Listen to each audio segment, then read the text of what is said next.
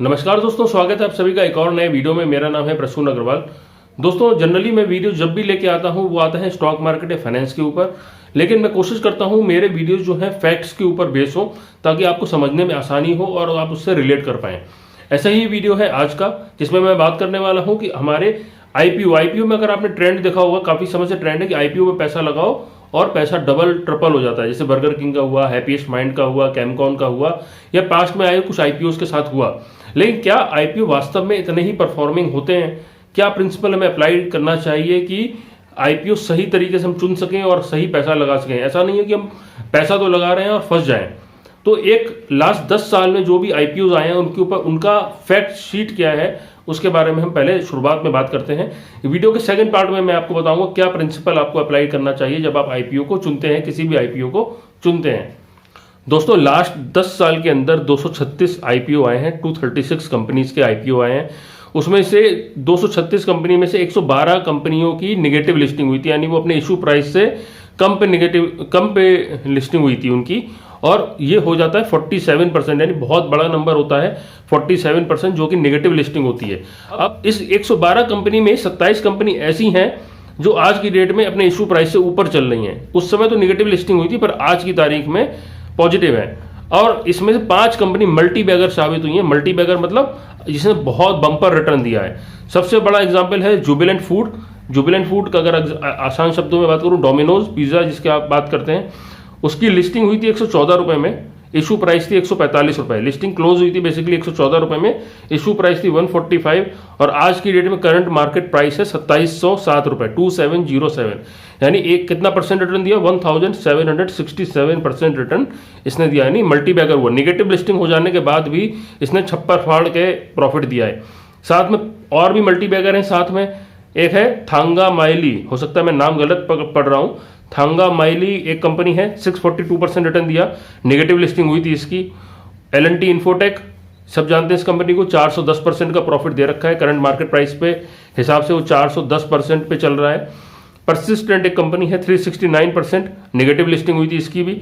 और एक है कंपनी जेल्पमॉक, अभी इसको भी शायद मैं गलत प्रोनाउंस कर रहा हूँ, जेल्पमॉक जो है कंपनी, 319.17%। तो ये एक छोटी सी पिक्चर थी, एक वन साइड ऑफ पिक्चर थी, जहां पे नेगेटिव लिस्टिंग हो जाने के बाद भी कुछ स्टॉक मल्टी बैगर साबित हुए, और टोटल नेगेटिव लिस्टिंग हुई 47% की लास्ट 10 ईयर्स में।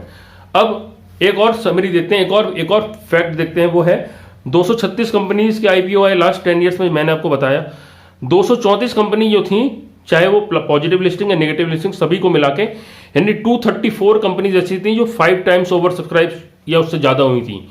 More than 5 times over subscription हुआ 234 कंपनी का, 234। इनमें से 148 कंपनीज अपने इशू प्राइस से नीचे चल रही हैं, यानी 63%। आज की तारीख में 63% जो कंपनीज हैं वो अपने इशू प्राइस से नीचे ट्रेड कर रही हैं। और इनमें से 105 कंपनी, इन टोटल 236 कंपनीज में से 105 कंपनीज ऐसी हैं जो 50% इशू प्राइस से नीचे, यानी आपकी 50% आपकी कैपिटल जो है जा चुकी है, 50% आपको लॉस हो चुका है, 50% इशू प्राइस से भी नीचे चल रही हैं। समझिए 44% ये आ जाता है। मतलब ये एक छोटी सी पिक्चर मैंने बनाई कि आईपीओ जो है वो हमेशा अच्छा नहीं होता है। आप लोग आईपीओ में पैसा लगा देते हैं। आज की डेट में एक तो प्रमोशन भी इतने ज़्यादा हो गए मीडिया में या न्यूज़ चैनल्स पर या फिर कंपनीज में भी। इवन आप स्क्रॉल करते हैं जब अपना मोबाइल, अगर आपको कोई इंटरेस्ट है स्टॉक मार्केट में, वो दिखाता है कि सपोज एग्जांपल देता हूँ, बर्गर किंग का आईपीओ कितने बढ़िया तरीके से लिस्ट हुआ, या XYZ कंपनी का कितना अच्छे तरीके से लिस्ट हुआ, लेकिन बाद में उसका हश्र क्या होता है वो कोई नहीं बताता है। वो वही आदमी समझ सकता है जिसका पैसा मार्केट में लगा हुआ है। दोस्तों, ये फैक्ट्स मैंने आपको, फर्स्ट पार्ट ये था इस वीडियो का, जो फैक्ट्स मैंने आपको बताया। अब हम शुरू करते हैं इसका प्रिंसिपल क्या हमको लगाना है। पहली चीज, सबसे बड़ी बात यह है कि सारे आईपीओ अच्छे नहीं होते हैं, और कुछ कंपनीज अच्छी होने के बावजूद लिस्टिंग खराब देती हैं। जैसे कि जुबिलेंट फूड्स एग्जाम्पल के लिए, जहां पे नेगेटिव लिस्टिंग हुई थी और आज की डेट में वो 1000% से ज्यादा रिटर्न दे चुका है। तो कभी कभी कंपनी अच्छी होती है पर लिस्टिंग खराब होती है, और कभी कभी लिस्टिंग अच्छी हो जाने के बाद भी स्टॉक मार्केट में शेयर जो है नीचे गिर जाता है। अब दोस्तों बात करते हैं कि क्या प्रिंसिपल आपको फॉलो करने हैं अगर आपको आईपीओ सही तरीके से चुनना है। प्रिंसिपल्स क्या फॉलो करने हैं अगर आपको आईपीओ सही तरीके से चुनना है। कि आपका पैसा नुकसान ना हो, आपकी कैपिटल कम से कम नुकसान ना हो, आपको कुछ लिस्टिंग गेन मिले या आप लॉन्ग टर्म उसमें बने रहो तो आपको कुछ गेन मिले। ऐसा नहीं है कि आप किसी ऐसी कंपनी में फंस गए जहां पे आपको निकलना भी मुश्किल हो रहा हो। दोस्तों आईपीओ में सबसे बड़ी बात यह है कि शेयर आपको कंपनी की मर्जी की कीमत पे खरीदना पड़ता है। बाकी कहीं पे भी अगर आप जाएंगे वहां पे बायर नेगोशिएट कर सकता है। अगर आप नॉर्मल मार्केट में शेयर उठाएंगे तो वहां पे आप अपनी मर्जी की प्राइस डाल सकते हैं, भले ही वो कितनी भी ऊपर चल रही हो कितनी भी नीचे चल रही हो। अगर आपकी मर्जी की प्राइस आपको पता है, आपको लगता है कोई शेयर 300 पे चल रहा है लेकिन आपको 280 पे खरीदना है तो आप 280 वहां पे रेट डाल सकते हैं। अगर कोई 280 पे बेचने वाला होगा और मार्केट 280 पे वापस आएगा तो आपको मिल जाएगा। लेकिन आईपीओ के केस में ऐसा नहीं होता। आईपीओ के केस में जो कंपनी पहली बार लिस्टिंग कराती है स्टॉक मार्केट में, वो अपनी कीमत तय करती है और उस कीमत में वो वही कीमत पर आपको शेयर लेना पड़ेगा। मजबूरी है आपकी, आप उसे चेंज नहीं कर सकते, उससे कम नहीं कर सकते, उससे ज़्यादा नहीं कर सकते, लेकिन आपको उसी कीमत पे खरीदना पड़ेगा। अब वो कीमत कौन तय करेगा? वो कीमत तय करेंगे कंपनी और कंपनी के जो उनके मैनेजमेंट होगा या फिर उनके जो ब्रोकर्स होंगे, जो बैंकर्स होंगे, वो सब मिलकर तय करेंगे। जनरली अगर मैं बोलूंगा कि मुझे अपनी कोई चीज़ बेचनी है तो हमेशा मैं ज़्यादा प्राइस ही मांग करूंगा, कम नहीं मांग करूंगा। सामने वाला जो व्यक्ति जो खरीद रहा है वो सोचता है कुछ कम में मिल जाए, लेकिन यहाँ पे जब एक ही पार्टी की मोनोपोली होती है तो वहाँ पे वो ज़्यादा ही रेट लेना चाहता है, तो इसलिए उसकी कीमत हमेशा ज़्यादा ही मिलेगी। यानी वैल्यूएशन, कीमत का मतलब यहाँ पे आ गया है वैल्यूएशन। आपको जब भी कोई आईपीओ में इन्वेस्टमेंट करेंगे तो सबसे पहले आपको वैल्यूएशन चेक करना है कि जो कंपनी के शेयर्स आए हैं जिसमें आप आईपीओ में पैसा लगाना चाहते हैं उसका वैल्यूएशन क्या चल रहा है, वैल्यूएशन कैसा है। अब वैल्यूएशन कंपेयर करने के लिए सबसे आसान उपाय है आप इंडस्ट्री में उसके कॉम्पिटिटर, उसका सबसे क्लोज कॉम्पिटिटर का शेयर देखो, उसका मार्केट शेयर देखो, उसका प्रोडक्ट देखो और उस हिसाब से तय करो कि भाई इस कंपनी का शेयर तो इतने का चल रहा है, इतने की मार्केट कैपिटल है इसकी कैपिटलाइजेशन इतनी है, मार्केट कैप इतनी है, तो ये नई कंपनी जो मार्केट में आईपीओ लेके आ रही है ये तो कुछ ज़्यादा में लेके आ रही है, या इसका रेट लगभग लग रहा है बराबर है, अच्छा है, कुछ कम है, ज़्यादा है। आप एनालिसिस करो, आपको बड़ा आराम से वो एनालिसिस मिल जाएगा। अलग अलग जो वेबसाइट्स हैं वो खुद भी एनालिसिस करती है, आप उनको भी पढ़ सकते हो जहाँ पे वो उसके क्लोज कॉम्पिटिटर या पीयर्स से कंपैरिजन करते हैं, तो वहाँ पे आपको मिल जाएगा कि आपको वैल्यूएशन चेक करना है। आपको अलग अलग स्टॉक ब्रोकर्स के रिकमेंडेशन पढ़ने हैं, स्टॉक ब्रोकर्स के रिकमेंडेशन पढ़ने हैं। बहुत सारी स्टॉक फर्म्स जो हैं, स्टॉक ब्रोकर फर्म्स जो हैं, बहुत बड़ी बड़ी फर्म्स हैं, वो अपने अपने रिकमेंडेशन हर एक आईपीओ के ऊपर देते हैं और उनके लॉजिक्स भी लिखे होते हैं। मैं ये नहीं कह रहा कि आप उनको मानो या बिल्कुल ना मानो, आप उसको पढ़ने के बाद आपको अलग इंसाइट मिलेगी, आप अपना एनालिसिस बेहतर तरीके से कर पाओगे। जो इन्फॉर्मेशन आपको खुद जुटाने में टाइम लगेगा वो इन्फॉर्मेशन रेडिली वो आपको उस रिपोर्ट्स में दे देंगे।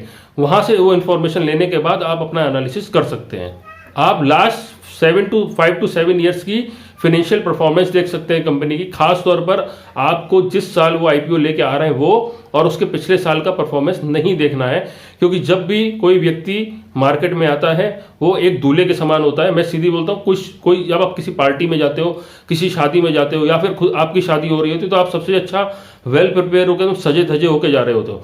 सेम वही कंपनी का हाल है जब वो स्टॉक मार्केट में पहली बार आता है, फर्स्ट टाइम आता है, फर्स्ट टाइम आईपीओ लेके आता है, इन्वेस्टर्स के सामने आता है, ट्रेडर्स के सामने आता है, तो वो बिल्कुल सजा धजा होता है। यानी उसकी बैलेंस शीट बिल्कुल एकदम बढ़िया तरीके से मैनेज करी गई होती है।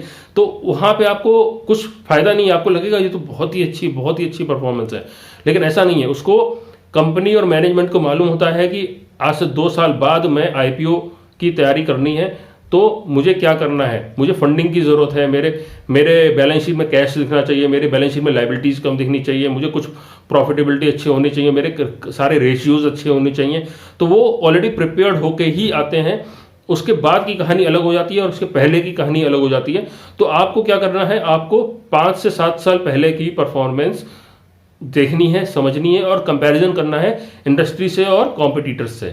आपको देखना है पब्लिक इंटरेस्ट किसका, लोग कितना पैसा लगा रहे हैं। आपको पहले दिन पैसा नहीं लगा देना है, apply on the last day. Generally तीसरे दिन 3 दिन तक आईपीओस खुलते हैं, यानी आज खुला, कल और परसों बंद होगा, तो आप परसों तक का वेट करो। यानी 1, 2, 3 तारीख, मान लो 1 तारीख को कोई आईपीओ खुल रहा है और 3 तारीख को बंद होगा, तो आप 3 तारीख तक का वेट करो। 3 तारीख को आपको पैसा लगाना है, उसके बीच में आपको पब्लिक की परफॉर्मेंस देखनी, पब्लिक का इंटरेस्ट देखना है, पब्लिक उसमें पैसा लगा रही है कि नहीं लगा रही, उसके डिफरेंट सेगमेंट्स देखने हैं कि रिटेल इन्वेस्टर का कितना भरा, क्यूआई का कितना भरा, अलग अलग जो फॉरेन एफआई, अगर एफआई का है तो एफआई का कितना भरा। तो अलग अलग आपको सेगमेंट देखने हैं कि भाई सेगमेंट में कितने लोगों ने कितना पैसा लगाया, तो वहां पे आपको मालूम चल जाएगा इसका इंटरेस्ट कैसा है। अगर इंटरेस्ट बहुत ज्यादा है, जबरदस्त इंटरेस्ट है, तो वहां पे आपको लिस्टिंग गेन की तो लगभग गारंटी मिल जाती है कि लिस्टिंग तो निगेटिव नहीं होगी। लॉन्ग टर्म रखना है कि नहीं रखना है वो एक डिफरेंट स्टोरी है, उसके बारे में मैं बात करूंगा कि लॉन्ग टर्म रखना है कि नहीं रखना है, लेकिन कम से कम उस समय आपको आपकी कैपिटल एक तरीके से सिक्योर हो जाती है। अब अगर आपको लिस्टिंग गेन हो चुके हैं और आपको लॉन्ग टर्म वो शेयर रखना है कि नहीं रखना है, ये तय करेगा वो कंपनी का प्रोडक्ट, उस कंपनी का पोर्टफोलियो, उस कंपनी की इंडस्ट्री कैसी है और परफॉर्मेंस कैसी है। अगर शुरुआत में सारे ही स्टॉक ब्रोकर्स या आपका एनालिसिस ये था कि ये शेयर महंगा है, फिर भी अच्छे लिस्टिंग गेन हो गए हैं, तो उसका सबसे बड़ा तरीका यही होता है कि आप उसमें से प्रॉफिट बुक करके निकल जाएं, या कम से कम अपनी कॉस्ट निकाल लें, या फिर ये दोनों नहीं कर सकते हैं तो आप ट्रेलिंग स्टॉप लॉस का यूज करें, जहां पे आप स्टॉप लॉस डाल के रखें। अगर एक कुछ प्रॉफिट लेने के बाद आप अपना स्टॉप लॉस यूज कर सकते हैं। मतलब कहने का यही है कि आपको कंपनी की रिसर्च और अपनी क्लोज आई रखनी पड़ेगी अगर आप लॉन्ग टर्म इन्वेस्टमेंट किसी शेयर में करते हो और जो अच्छा लिस्टिंग गेन हुआ है।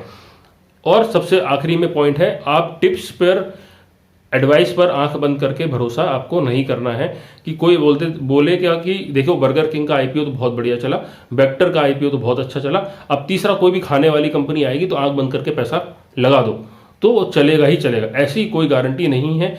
पिछले 10 साल में 63% शेयर ऐसे हैं, 63% का कहना चाहिए 63% इशूज ऐसे आए हैं जो आज की डेट में अपने इशू प्राइस से नीचे चल रहे हैं।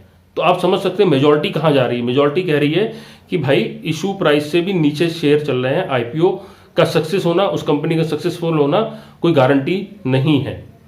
दोस्तों आईपीओ लगाने के लिए चाहिए आपको डीमैट और ट्रेडिंग अकाउंट, और मेरे हिसाब से आईपीओ में पैसा आपको लगाना भी चाहिए।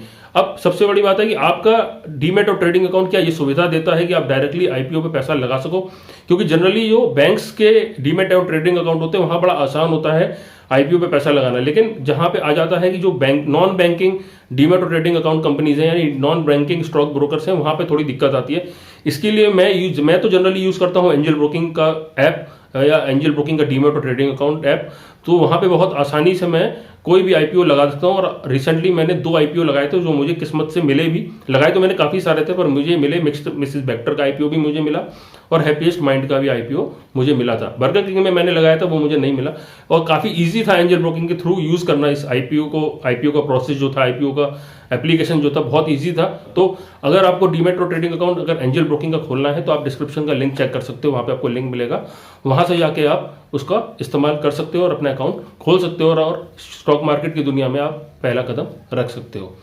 बताइएगा वीडियो कैसा लगा कमेंट में। अगर अच्छा लगा है तो आपको क्या कर देना है, लाइक कर देना है, शेयर करना है, सब्सक्राइब कर लेना है प्रसून की पॉकेट को। मैं ऐसी वीडियो लेके आता हूं और मिलूंगा फिर से आपको किसी एक और नए वीडियो में।